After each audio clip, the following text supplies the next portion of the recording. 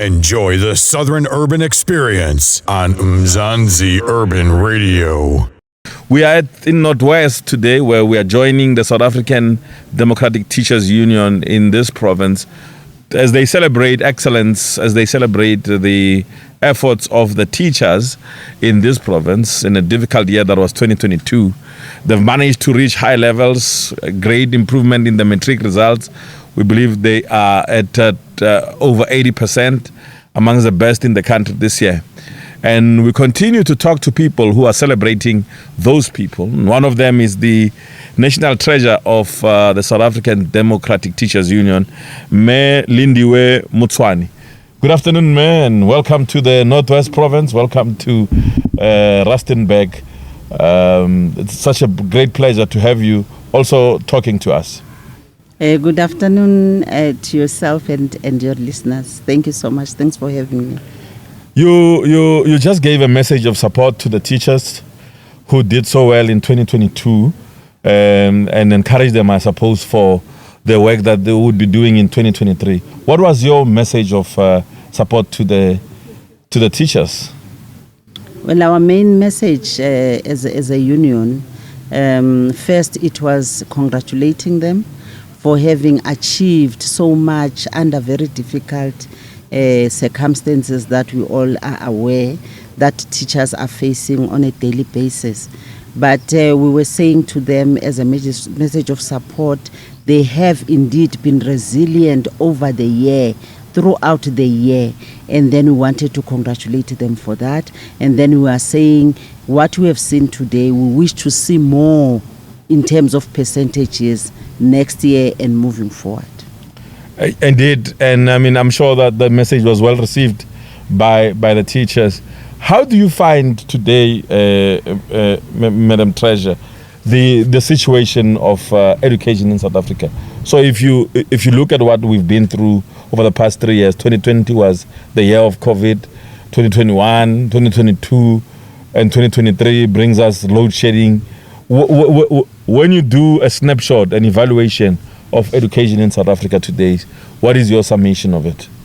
Education in particular, and fortunately, talking about a space where one is operating in, education itself, indeed, it's under great, challenges that you can be able to see, because what we have been seeing over the years is the evolving of education itself, because it is we're not longer talking about education as a teacher, a learner, and a chalk in front of the chalkboard. Yes. But the fourth industrial revolution has been here, and now when you're talking about these challenges that are confronting us amongst themselves, amongst others being your load shedding, so it does not begin to respond to the digitalization of education as we would have wanted it to be. So, but what we were glad to talk about as a union is that our members, they are there, deeply rooted in all those challenges. But despite that, we see them. We are here to celebrate them today. They are achieving great results. Who would have thought that, in the midst of COVID-19, in the midst of all these disasters that are there, great as they are, but they continue to work. And that extra effort that they put, today it's a Saturday, tomorrow it's a Sunday, you come across learners coming from school in their school uniform. And that is the resilience that we are talking about, that we have been witnessing with our members over years. So yes, to respond to you directly, there have been challenges in education, but with the teachers that we have today, the caliber of the teachers, they are facing those challenges head on. You spoke about resilience also in your message of support to the colleagues here in Northwest. You spoke about the resilience that the teachers have. Mm-hmm. Where is it coming from? What makes these people to be such special people who are committed, whether it's weekends?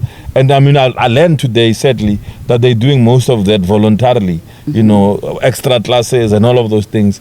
What is it about teachers in South Africa? What is it about educators in South Africa, SADTU members, that makes them to be such a resilient people?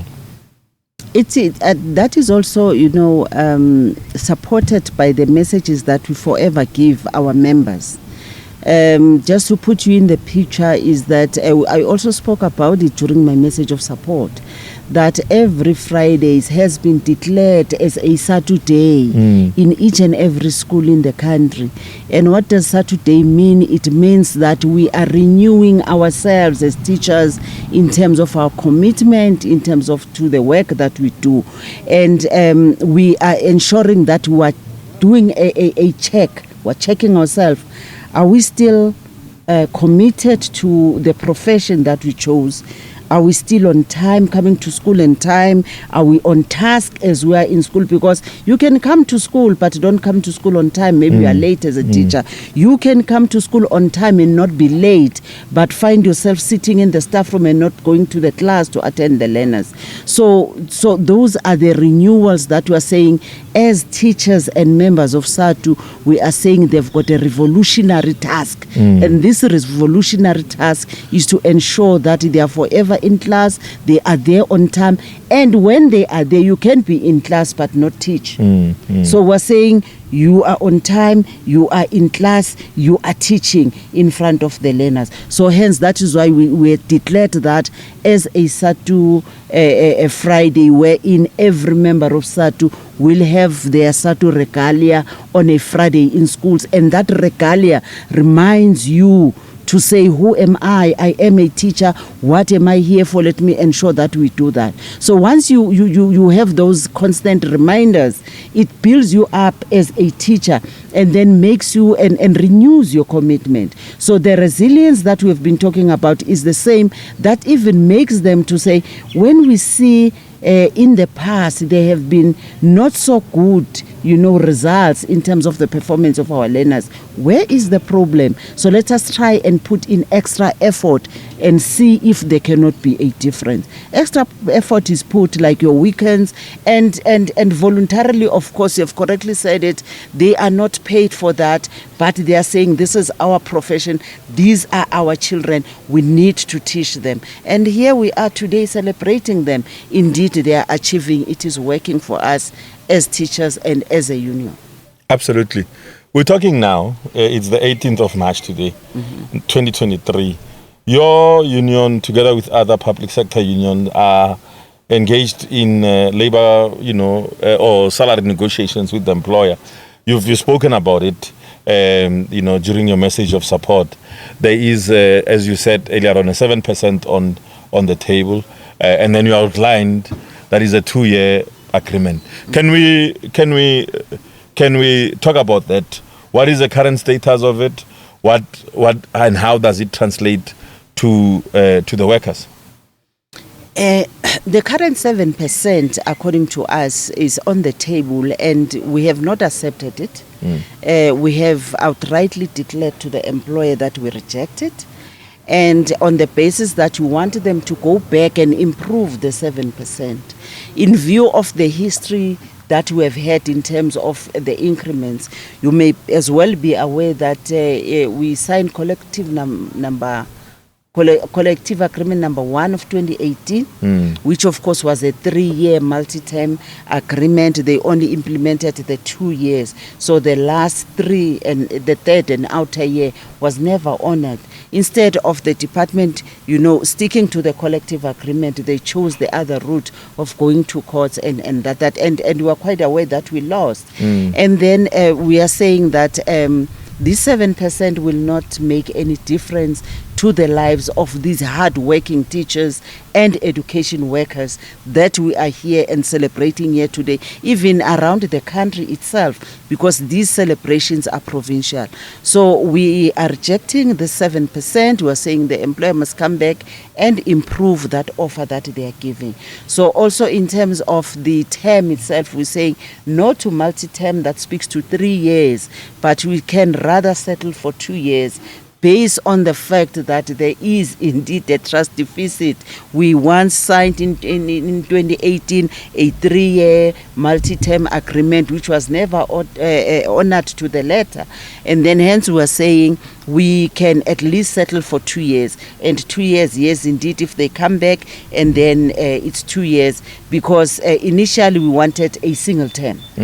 And then the single term is not, taken by the employer because they are insisting on the 3-year multi-term. And then we are saying, let's meet each other, in the middle somewhere. And then when we do that, if we say 2 years, I'll be comfortable as a person who had initially, wanted a single term. And then that will also settle for you who had wanted 3 years. So 2 years is something in between 1 and 3. So that is the current status. But the negotiations are continuing. They have not stopped. And hence this evening around 7 o'clock, we're having our special National Executive Committee meeting, which will also get the latest updates in terms of the salary negotiations. How have they moved from the side of the employer in relation to the demands that we would have made. Your sister union has been on the picketing lines now. Very, very critical, very, almost to use a word, strong. Can we anticipate to see teachers also in the street, in the picketing lines as well? I don't think that as teachers we are there yet. Not really that we can't go to a strike, not really that, but currently there is nothing that will take us out of the class for now, because we are there in negotiation, we are negotiating, and then up until maybe after, the finalization of this. But what we can safely say and tell the listeners is that as teachers, we are determined to get what we have wanted from the employer. Our demands have to be met. And from what we can be able to see from the look of things and from the way that we are negotiating, seemingly we will be meeting each other along the way. And then I don't see us any time going for a strike on the basis that we have, the best interest of our children being the learners at heart.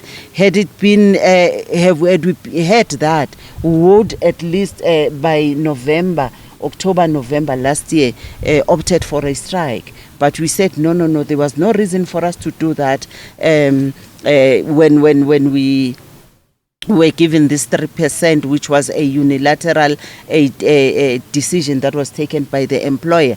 But we said, no, there is no train smash. It's better that we got something instead of nothing. So we took the 3%, and then here we are now, we're negotiating, and then we're looking forward to the best that we can be getting out of these negotiations. And a direct response, no, we don't see ourselves anytime in the street. No, thanks for that very direct response and the clarity, that goes with it. Let's move on quickly to other programs. You've already mentioned the SADTU Friday program, where, teachers would commit themselves. Outside of that, I know that you had a very successful I Am a Teacher campaign in previous years. What's your current focus now in 2023 going into 2024? We also having this current one that is ongoing, which is I'm a school fan campaign. Yes, the I'm a school fan campaign. I must be able to stress that it is an ongoing campaign, and it is widely received, and then we are happy because the message is being sent across. And just to give you a brief history, I won't be long. In terms of where does that program comes from. It comes from the fact that having mentioned the challenges that we are experiencing as people within the country, and then issues of service delivery that sometimes communities will not get. So what we had seen in the past, will be that if indeed residents are not happy about water, they don't have water, they don't receive water, they go out and burn a library. Yes. If there are potholes on the street, they go out and burn a school. And then the question that we have always been asking was that, what have these education institutions done? Because instead of us fighting our plight as the elders, because those that are doing the protests are not, although children may be involved, but you know, the sense behind will not be the children. But why can't we continue to protest, but while we ensure that our kids are at school, they are resourced, they are safe? So we took it upon ourselves as a union to say, let all of us, including you, be a school campaign, a school fan. And then we're saying, as school fans, it is our responsibility to protect and defend the schools out there. No matter what I can be going through in terms of things that I am not satisfied about, but let me not touch the school, because the school is something, is an institution that is going to bring in future for our kids. So Absolutely. that is the background in terms of our school fan campaign. So it's continuing, and we're still calling out on everyone in the country to be a fan of the school. I mean, definitely, and there's no doubt that schools should be, you know, sacred places, should be centers that we respect, the same way we treat the churches, because that is where our future is going to be coming from. Thank you, National Treasurer of South African Democratic Teachers Union, Ms. Lindiwe Motshwane. I don't know if you were on Gomora FM, and I don't know what your name would be. I mean, have you thought about it? Do you have a name like Teddy Bear, or what best name would you give to yourself if you were to be on Gomora FM, for instance? No. I would say, yes, me to you, Malins, checking out. Thanks very much. And that's Malins checking out. And thanks for your time as well.